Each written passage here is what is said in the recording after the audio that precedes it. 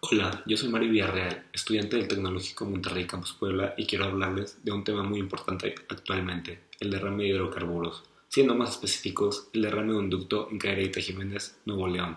El derrame de 2014 provocó la contaminación del río San Juan, ocasionando daños en los ecosistemas del río, en los cultivos, en la calidad del agua para el consumo humano, fauna silvestre y ganado, lo que representó un alto riesgo para la población de esta comunidad debido a que, por ejemplo, el consumo de esta agua contaminada, la inhalación e incluso el tacto puede afectar tres sistemas orgánicos fundamentales: pulmón, aparato gastrointestinal y sistema nervioso, debido a la toxicidad de los hidrocarburos que en su mayoría genera irritación, dolores de cabeza, náuseas, etc. Nuestro propósito es brindar una posible solución a este problema ocurrido por los derrames de hidrocarburos. Debido al tamaño del problema al cual nos enfrentamos, optamos por recurrir a una técnica de separación prefabricada, la separación trifásica, que tiene un proceso en el cual se separa gas, agua y crudo. A lo largo de este video explicaremos el por qué optamos por esta alternativa como posible solución, basándonos en las propiedades del agua y de los hidrocarburos. En la problemática se encuentran involucradas dos sustancias. Una de ellas es el agua y la otra es el petróleo. Para entender químicamente cómo se comportan estas dos sustancias, primero debemos analizar cada uno de sus componentes. Primero empezaremos con el agua. Se conforma de hidrógeno y oxígeno.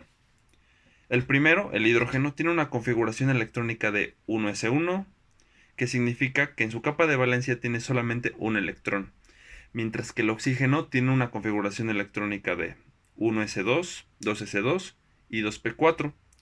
Eso significa que va a tener 6 electrones en su capa de valencia. Al enlazarse los dos átomos de hidrógeno con uno de oxígeno, se forma la molécula de agua, que es polar debido al acomodo de sus hidrógenos, que son empujados por los pares de electrones no enlazantes del oxígeno, formando una geometría molecular angular. Es entonces que por la disposición de sus electrones la molécula de agua tiene un momento dipolar. Esto en consecuencia hace que la molécula de agua tenga fuerzas intermoleculares especialmente altas, como puede formar puentes de hidrógeno. Y también debido a la electronegatividad que hay entre el oxígeno y el hidrógeno, que es relativamente baja, forma un enlace de tipo covalente. Pero como sí existe cierta diferencia, es un enlace de tipo covalente polar. Por lo tanto, la molécula es polar. Las propiedades físico-químicas del agua se ven afectadas por las fuerzas intermoleculares que presenta. En este caso, las más fuertes son las de tipo dipolo-dipolo, específicamente puentes de hidrógeno. Un líquido con fuerzas intermoleculares fuertes como el agua tendrá un alto punto de ebullición, por lo tanto, será poco volátil. Y además, el agua tiene una baja viscosidad y principalmente una alta solubilidad en compuestos polares. Otras características que presenta el agua es su pH neutral, forma anhídridos, hidruros y óxidos, reacciona con metales y no metales y, lo más importante, es que es un gran disolvente, ya que forma fuerzas ion-dipolo en presencia de sales binarias. El segundo compuesto es el petróleo, que se encuentra constituido principalmente por hidrocarburos como los alcanos, los alquenos, los alquinos, el benceno, que se forman principalmente por hidrógeno y carbono. Como ya mencionamos, la configuración electrónica del hidrógeno es de 1s1, que quiere decir que solo tiene un electrón en su capa de valencia. Pero por otra parte, el carbono tiene una configuración electrónica de 1s2, 2s2, 2p2, que se traduce a 4 electrones de valencia. Por lo tanto, el carbono se hibridiza para poder formar 4 enlaces. Además, debido a la electronegatividad del carbono y del hidrógeno, que se debe a su periodicidad, es que estos componentes forman enlaces covalentes no polares, debido a que la diferencia de electronegatividades es muy baja. Además, si observamos su geometría molecular, podemos observar que los hidrógenos se acomodan simétricamente, lo que quiere decir que su repulsión es la misma. Por lo tanto, el momento dipolar es igual a cero. Ahora, hablando más específicamente de sus propiedades físico-químicas, podemos decir que los alcanos son poco reactivos, por lo tanto no van a reaccionar ni con ácidos, ni con bases, ni con oxidantes. Esto se debe a que las moléculas de carbono e hidrógeno tienden a ser estables y muy poco polares, como mencionamos anteriormente. También combustionan en presencia de oxígeno, formando dióxido de carbono y agua.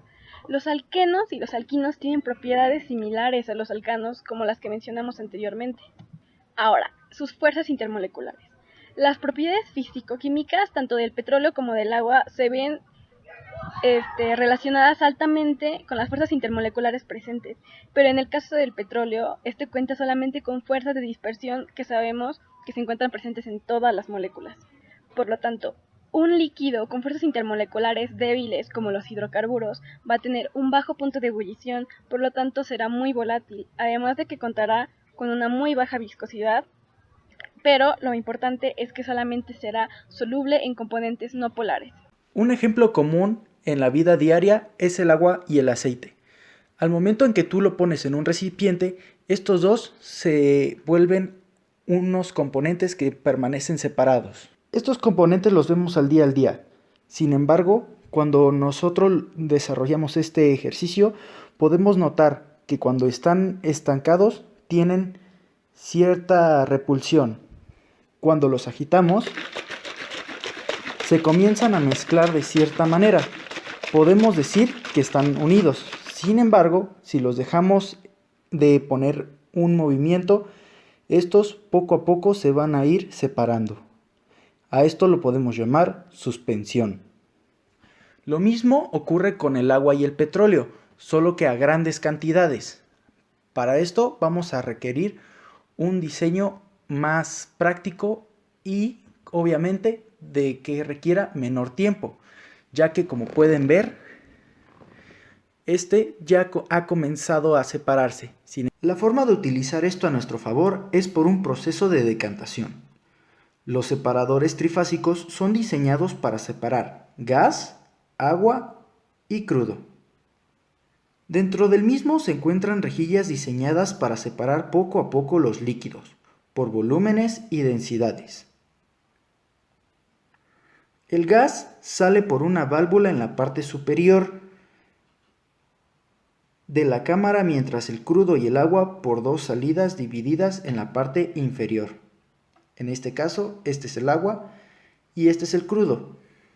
Dicho aparato está diseñado para estar en tierra. Sin embargo, es posible adaptarlo a un barco y reducir su movimiento en una cámara con líquido más espeso que el agua. Para saber más de este líquido, vamos a verlo a continuación. Estoy discutiendo los derechos que tienen las comunidades sobre el acceso al agua potable, al igual que un medio ambiente libre y sano de contaminantes. Por esta misma razón, nuestra solución de utilizar un sistema trifásico es muy viable, ya que los costos son accesibles por parte del gobierno y el medio de transporte serían barcos ya construidos. Con esta solución se pretende que los productos que sean procesados en el sistema trifásico sean reutilizados. Es decir, que el agua sea soltada nuevamente al río San Juan, mientras que el petróleo se conserve y siga su proceso de destilación, y que finalmente los gases destilados sean ocupados para el uso del barco. De esta manera, el costo del sistema trifásico será reducido. ¿Qué tal? Mi nombre es Patrick Alán y yo les quiero platicar un poco sobre cuáles van a ser los costos de la implementación de este proyecto. Esto involucrará lo que sale un separador trifásico y cuánto saldría implementarlo en un barco. También les quiero platicar un poco sobre cuáles serían los costos o tipos de multas que deberían de pagar las compañías, así como Pemex, que están derramando petróleo a nuestro medio ambiente. Del primer punto que quiero hablar es sobre el precio del separador trifásico. Para el separador trifásico tuvimos que buscar en internet proveedores para ver cuál precio estaban ofreciendo. Y como podemos ver en esta imagen, encontramos un proveedor de China que está dando el separador a un precio de $60,000 a $90,000. Ya dependiendo el tipo de separador trifásico que queramos, dependerá mucho el precio. $60,000 son alrededor de 1.200.000 pesos, pero eso no sería todo, porque como podemos ver, el producto tendría que ser enviado desde China a medio de un barco. Entonces, tendríamos que pagar el embarque igual. Y el embarque saldría aproximadamente alrededor de $4,000, que estos son como 80,000 pesos. El segundo punto del que les quería platicar es sobre las multas que deberían de ser implementadas hacia compañías que tienen derrames de petróleo, así como Pemex. En un caso de 2013, Pemex tuvo un derrame de petróleo en un municipio de Nacajuca, Tabasco. Este accidente les costó 1.705.000 pesos solamente por el derrame de hidrocarburos. Y a través de un comunicado, la Procuraduría Federal de Protección del Medio Ambiente detalló que 1.002.621 pesos fueron por haber contaminado el suelo con hidrocarburos o aceite crudo. Y en materia de impacto ambiental, se le impuso una multa de 201.870 pesos, así como medidas correctivas. Este es un caso que podemos tomar como un ejemplo para ver las multas que fueron implementadas en ese momento y las que podemos implementar hoy en día.